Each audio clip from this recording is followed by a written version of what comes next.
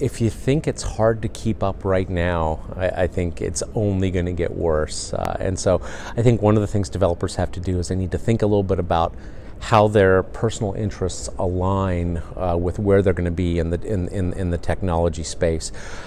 We recently completed a set of interviews with about 45 chief digital officers and heads of mobile for Fortune 500 brands, and we asked them a whole bunch of questions about how they're budgeting for mobile apps, how they're developing, how they're building websites, and the types of roles that they're looking for, and basically how they operationalize these applications.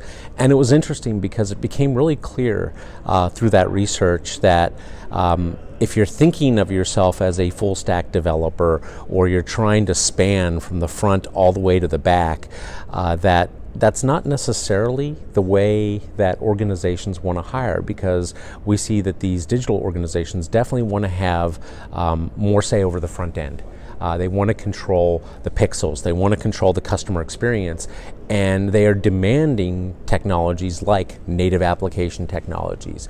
In the future, they're going to be demanding AR skills. They're going to be demanding skills with IoT and edge capabilities so that you can connect products in to the experience, but very, very customer focused. And when you take those skills and then say, okay, well, you also need to know all the cloud services that were out there and the smorgasbord of AWS and Azure services or GCP, and you need to understand serverless architecture, and you need to understand how to build a microservices framework, and you need to understand how to put an API framework in between the two and have them communicate.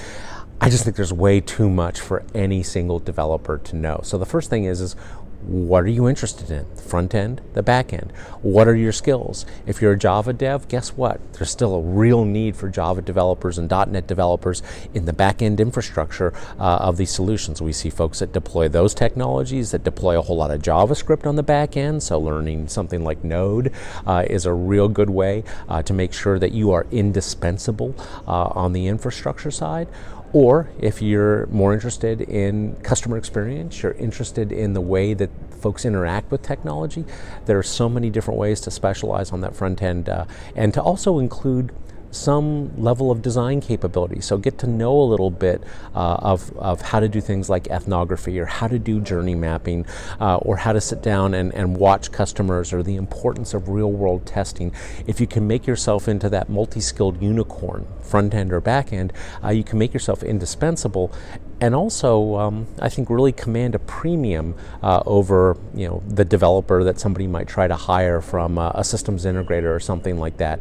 So choose what you like, align it with what you already know, and then specialize, and you'll be fine.